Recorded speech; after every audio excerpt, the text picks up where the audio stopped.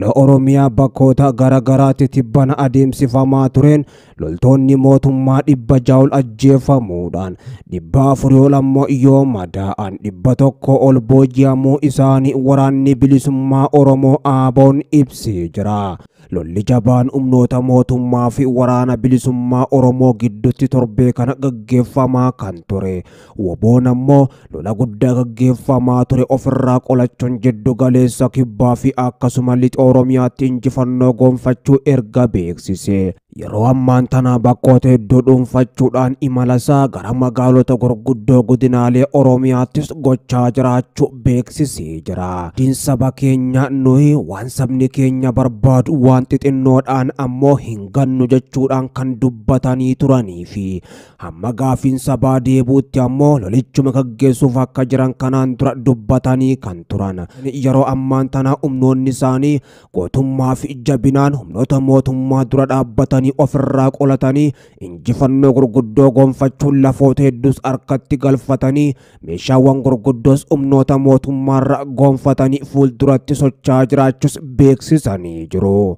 Jiddu galeessa lixaa fi kibba Oromiyaa bakka hedduuttis WBO'n diirama kana lola guddaa humnoota mootummaa gobbatti baneen humnoota mootummaa biyyaa maddanuu barbadeessi akka jiru kan beeksise. Lola kana ammoo mootummichi yeroo ammaan tana injifachuufis akkan jirre ifatti argee akka jiru keessa beektonniinis himaa jiru. Waraanni bilisummaa Oromoo WBO'n ammoo gootummaan dura dhaabbatee waraana mootummaa ofirraa qolatee jira jechuudhaan ajajoonni WBO'dhaa kan beeksisan. Waraana mootummaa biyyaa biyyatti dabalanii lafa abbaa isaanii bilisa baasuuf akka jiran kan beeksisan ijoolleen Oromoodha. Lola goleelee Oromiyaa mara keessatti yeroo ammaan tana gaggeeffamaa jiruun olaantummaa guddoo argachuudhaan mootummaa biyyaa xirraan ammoo kisaaraa guddaa ammanan jedhamne qaqqabsiisanii jiraachuus beeksisanii jiru. Abdiin nagaa fi tasgabbiidhaa ummanni Oromoo eegaa ture. Waraanaan ammoo gaaga'amaa jiraachuun ummata waraana keessa jiruuf yaaddoo guddaas tahee jira. Waraana guddaa zoonii giddu galeessaa godina Shawaa Lixaa aanaa Meettaa Walqixxeetti adeemsifame. Birgeediin Badhoodachaas Magarsaa Barii fi Bakkalcha Barii duula ofirraa ittisuu qindoominaan fudhataniin bakkoota garagaraattis harkatti galfatanii akka jiranii fi meeshaawwan gurguddoo ammoo humnoota mootummaarraa boojuus ifoomsanii jiru. Lolli mootummaa fi WBO gidduutti gaggeeffamaa jiru jabaatee itti fufee jira. Ijoolleen Oromoo injifannoo gurguddoos argachuu kan beeksisan humnoota mootummaa Abiyyi Ahmad biyyatti dabaluudhaan lafa abbaa isaanii bilisa baasaa jiraachuus beeksisanii jiru.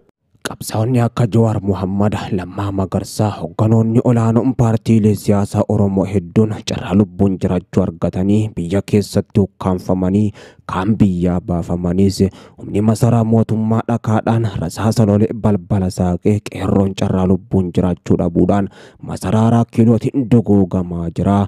Teessumni Raakiloodhaa dhiiga qeerroo Oromootiin laaqamuu erga jalqabde bubbultee jirti. Dhiiga qeerroo Oromoodhaa galaana teetis lola'aa jira. Duuti murtee malee ammoo marii Raakilootti godhamte murtooftee golgaa dukkan halkaniitii fi saaqaadoo guyyaatis seera qabeessa taatee jirti. Ilmaan Oromoo gubbatti namni qeerroo Oromoo tokko ajjeese gandaa hanga magaalaa hanga Raakilottis ammoo badhaasa gurrachaatuma jira.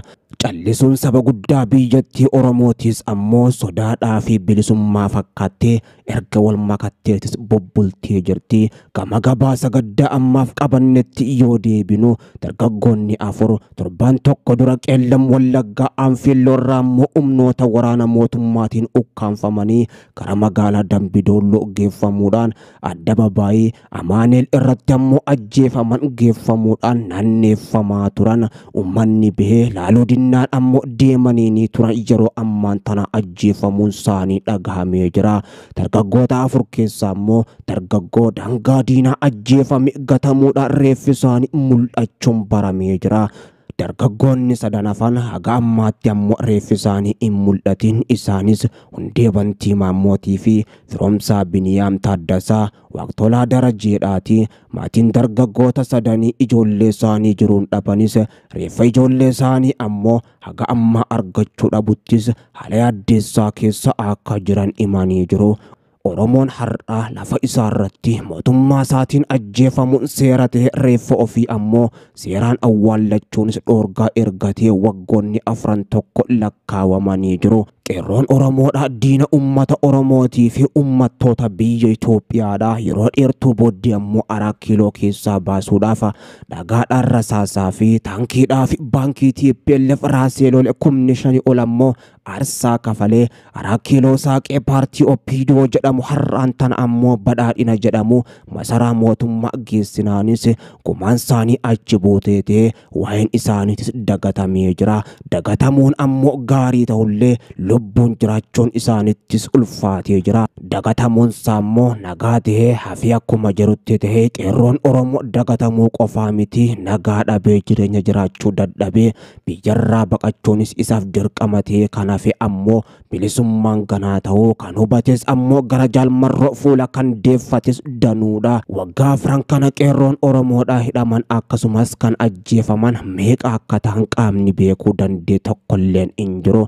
Dargaggoonni afran kun ammoo akka odeessaaleen arganne mul'isanitti erga qabamanii hidhamanii maatiin akka hin argine godhamanii guyyoota booda ammoo isaan keessa reeffi dargaggoo Daangaa Diinaa jedhamu mul'atee jira. Kuni ammoo ummata Oromoo mara birattis mufaatii guddoo uumee jira. Dargaggoota Oromoo maqaa moggaasaa deeggartoota ABO shanee jedhuun ammoo lafarraa fixuun erga jalqabe waggoota 4 olis lakkoofsisee jira. Kan qeerroo Oromoo bosonaa fi adda babayitti geessuudhaan ajjeesaa jiru mootummaa TPLF kan kaleessaa yookaan ammoo mootummaa Amaaraa darbee fi saboota biroo osoo hin taane mootummaa Oromoodhaaf qabsaa'uu himuu fi dhiiga qeerroo Oromootiin masaraa mootummaa dhuunfachuu dubbatuudha. Mootummaa Oromoo badhaadhina yookaan ammoo isa biltsiginnaa jedhamu beekamuudha. Mootummaan arraa dargaggoonni Oromoodhaa akka baala mukaatti lubbuun isaanii keessatti harcaafamaa jirtu. Ajaja mootummaa qaamaa saba biraa yookaan ammoo kan naannoo biraarra bakka buufamee 4 kiiloo dhufeerraa kennameen osoo hin taane ajaja mootummaa Oromoo ilma abbaa gadaa jedhamu muummee Abiyyiitiin harcaafamaa jiru. Qeerroo Oromoodhaa humnoonni mootummaa qabanii hidhuu fannisanii ajjeesuu bosona geessanii laggeenii fi holqa gobbatti ammoo rasaasa rashanuu viidiyoo waraabaa harka dudduubatti hidhuudhaan ammoo lubbuu goraaraa ajjeesuu hamma ammoo adda babayitti ummata duratti akka saree ajjeesuudha. Saree namaa ajjeesuun ammoo seeraan dhorgaatee osoo jiru arra qeerroon Oromoodhaa saree abbaa dhabde hanqachuudhaan hamma kana xiqqaatee hamma saba isaa Oromoo himachuu ammoo dhiisee saba biraa himachuudhaaf deemu godhame galanni aarsaa 4 kiiloodhaaf kafalee isaaf ammoo kolaafamuu tahee deebi'aa jira. Adda babayitti geessanii ummata duratti ajjeesuun ammoo bara mootummaa Abiyyii mootummaa Oromooti jedhamaa jiru keessa seera qabeessa ta'e akkuma itti fufetti jira. Godina Shawaa Kaabaa keessatti waboo fi mootummaa lola guddaa gaggeessaa jiru. Humnoonni lamaan waraana bilisummaa Oromoo waboo fi raayyaan ittisa biyyaa wal dura dhaabbannas jabeessanii jiru. Waraanni bilisummaa Oromoo zoonii giddu galeessaa Birgeediin Taaddee Birruudha. Godina Shawaa Kaabaa keessatti lola meeshaalee gurguddoodhaan gaggeeffamaa ture irratti ammoo waraana mootummaadha. Konkolaataa hedduu barbadeessuun himame. Lolli jabaan meeshaalee waraanaa gurguddoo marfii mortoraa fi Zoo-23 dabalame. Oromiyaa keessatti dhukaasni akka kana meeshaalee gurguddoodhaan gaggeeffamu yeroo dhiyoo as ammoo erga lolli Tigraay dhaabbatee Oromiyaatti taankiidhaa fi dhukaasa meeshaalee gurguddaa dirooniidhaa fi helikooftara xiyyaarota lolaa arguun ammoo baramaa dhufee jira.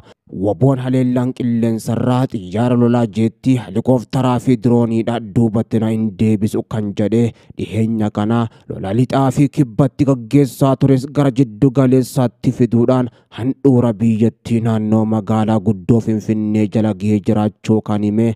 Amma lolli achitti eegales ammaatee jira. Magaalonni gurguddoon akka Adaamaadhaa fi Finfinnee ammoo dhukaasa waraana bilisummaa Oromoo waboodhaa fi humnoota mootummaa raayyaa ittisa biyyattii gidduutti deemaa jiru gurraa fi ammoo qalbiidhaan caqasaatumaa jiru.